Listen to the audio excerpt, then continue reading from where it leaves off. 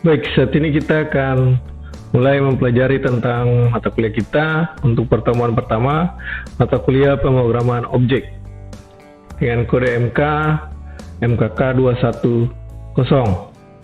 Dan pertemuan pertama ini kita akan membahas tentang RPS atau rencana pembelajaran semester.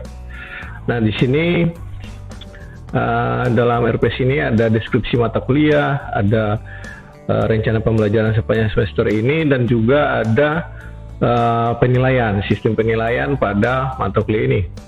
Nah, mata kuliah pemrograman objek ini, deskripsi mata kuliahnya adalah salah satu mata kuliah yang terdapat pada program studi teknik informatika yang mempelajari tentang pengenalan serta implementasi teknik pemrograman yang berorientasi pada sebuah objek. Dengan mempelajari mata kuliah pemrograman objek, mahasiswa diharapkan untuk memiliki kemampuan sebagai seorang programmer yang bisa mengimplementasikan konsep dan teknik pemrograman berorientasi objek pada sebuah aplikasi untuk pemecahan masalah. Nah, pemrograman objek memiliki bobot 4 SKS dengan total 16 pertemuan yang sudah terdiri dari pembahasan teori, praktikum, ujian tengah semester UTS, dan ujian akhir semester atau UAS.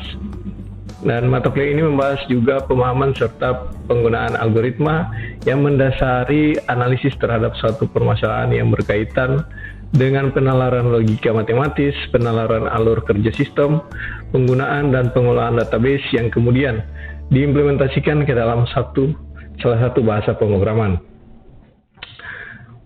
Nah, berikutnya pada capaian pembelajaran, ada kurang lebih 6 capaian pembelajaran.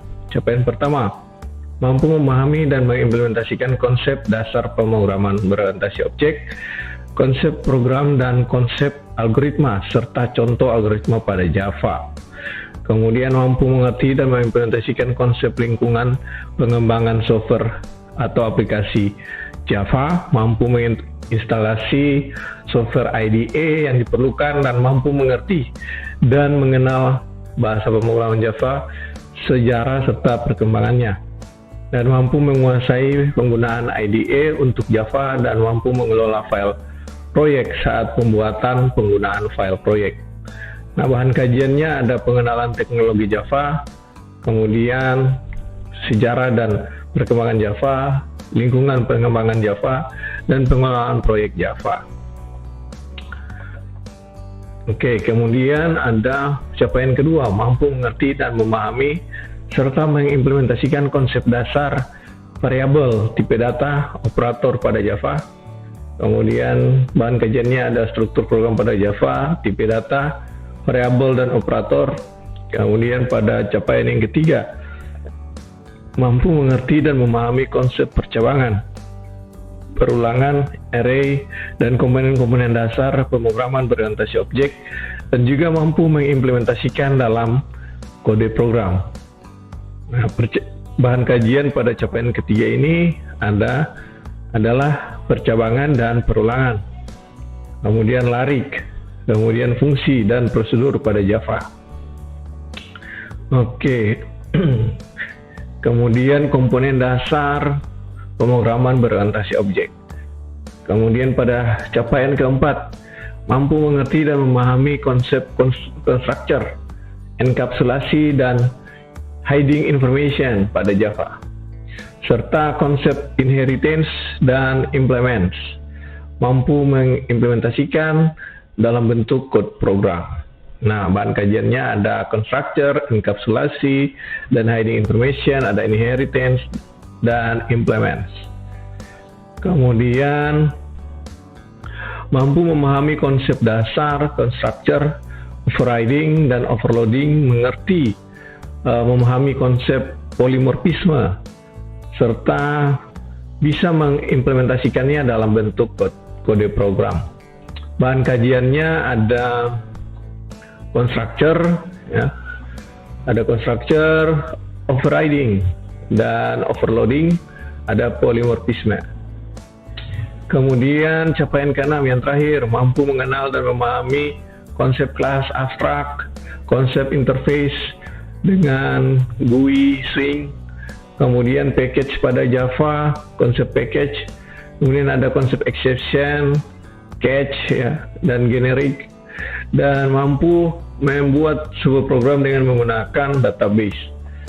Nah, kemudian kelas abstrak, bahan kajiannya ada kelas abstrak, interface, bushing, exception, dan generic, package, implementasi program database dan interface. Nah, di sini database-nya kita akan pakai sedikit belajar tentang MySQL. Kemudian yang ketiga ada rencana pembelajaran semester. Nah, rencana pembelajaran semester ini per pertemuan, dan pertemuan 1 ada pengantar perkuliahan, pembahasan RPS, dan sistem perkuliahan. Jadi seperti saat ini kita membahas tentang RPS dan juga sistem penilaian. Nah, pertemuan kedua nanti mengenal mata kuliah pemrograman berorientasi objek dan mengenal bahasa pemrograman Java. Nah, pokok bahasannya ada pengenalan mata kuliah pemrograman berorientasi objek, pengenalan program dan bahasa pemrograman Java, kemudian ada implementasi konsep dasar algoritma, kemudian bentuk perkuliahannya bisa ceramah dan juga praktek ya. Kemudian pertemuan ketiga, mahasiswa memahami dan persiapkan ruang lingkup pengembangan aplikasi dan pengolahan data proyek. Nah, jadi nanti kita instalasi dan persiapan lingkungan pengembangan sistem itu di pertemuan ketiga. Persiapan ruang lingkup pengembangan aplikasi Java, instalasi Java dan IDE, bisa NetBeans, bisa Visual Studio Code ya. Kemudian pengolahan proyek, pembuatan, penyimpanan, dan implementasi code sederhana dengan Java. Nah, di sini nanti kita ada instalasi JDK ya, Java Development Kit, kemudian bagaimana cara menjalankan Java jika kita membuat sebuah program Java. Nah, di sini. Jadi ada ceramah dan juga praktek nanti di pertemuan ketiga. Kemudian pertemuan keempat, mahasiswa memahami tentang konsep dasar variabel, tipe data, operator pada Java, dan mampu membuat kode programnya. Nah, kemudian pokok bahasannya ada pengenalan dan implementasi konsep variabel, tipe data, dan operator pada Java. Kemudian ada latihan program operasi matematika sederhana dengan Java. Jadi ada kita membuat program sederhana untuk operasi matematika sederhana dengan Java. Kemudian di pertemuan kelima, mahasiswa mampu mengimplementasikan konsep percabangan dan perulangan. Jadi ada konsep percabangan, perulangan pada Java seperti apa. Kemudian ada konsep array, fungsi, dan prosedur pada Java. Kemudian pengenalan konsep percabangan dan perulangan pada Java. Kemudian latihan dan konsep percabangan dan perulangan. Kemudian pengenalan dan implementasi konsep larik atau array pada Java. Nah, ini bisa ceramah juga dan praktek. Kemudian yang masih di bagian kelima tadi, pertemuan 5, ada pengenalan konsep fungsi dan prosedur pada Java. Kemudian pertemuan ke-6, mahasiswa memahami komponen-komponen dasar pemrograman berorientasi objek dan mengetahui konsep constructor, enkapsulasi, dan hiding information pada Java. Nah, jadi ada bicara tentang konsep komponen-komponen dasar OOP atau pemrograman berorientasi objek itu seperti apa.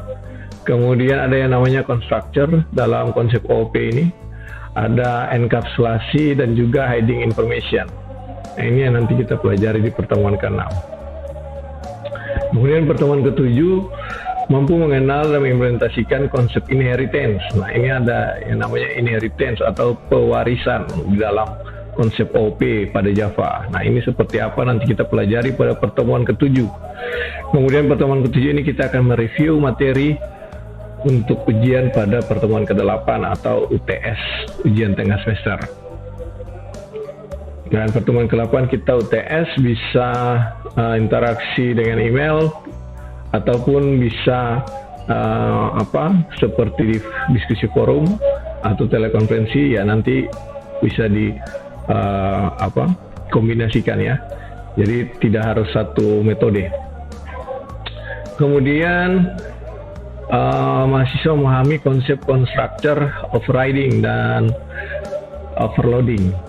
Nah, ini ada konsep tentang constructor, apa itu constructor, overriding, dan constructor overloading.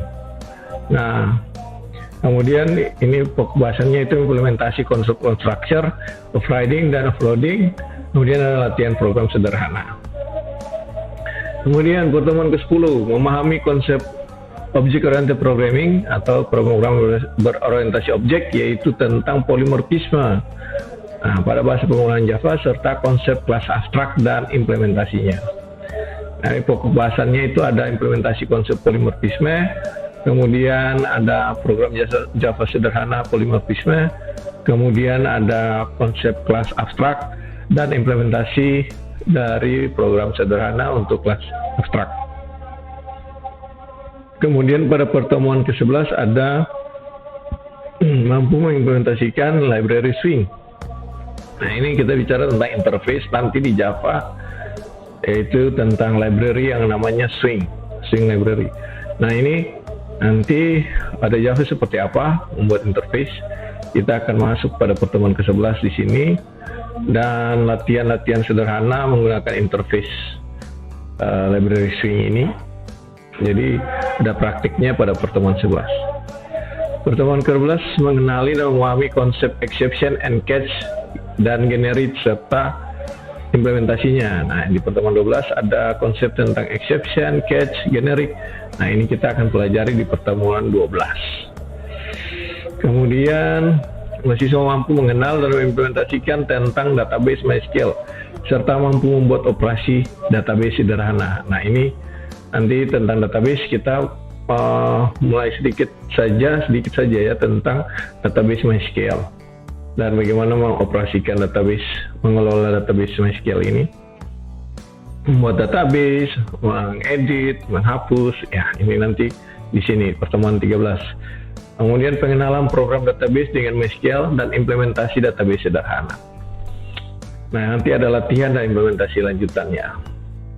Nah, di sini juga di 14 mahasiswa mampu membuat sebuah program Java yang memiliki database MySQL dan interface UGC. Nah, ini sudah gabungan antara database tadi kemudian dengan Java yang sudah ada interface-nya. Misalnya kita hapus data melalui aplikasi Java di database, menghapus data database melalui aplikasi Java.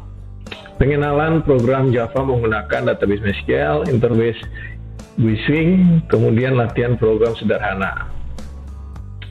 Kemudian pertemuan 15, mahasiswa mampu mengimplementasikan program database dan interface pada sebuah aplikasi Java sederhana. Nah, ini lanjutan dari pertemuan 14 tadi. Nah, kemudian di pertemuan 15 ini kita akan review materi untuk ujian akhir di UAS nanti di pertemuan ke-16. Oke, nanti di pertemuan ke-16 kita tinggal ujian. Nah, ini juga bisa lewat email. Nah, kemudian yang keempat ada sumber pembelajaran kita yaitu buku penuntun. Nah, di sini saya sudah upload juga bersama RPS ini, bisa di-download di menu dokumen.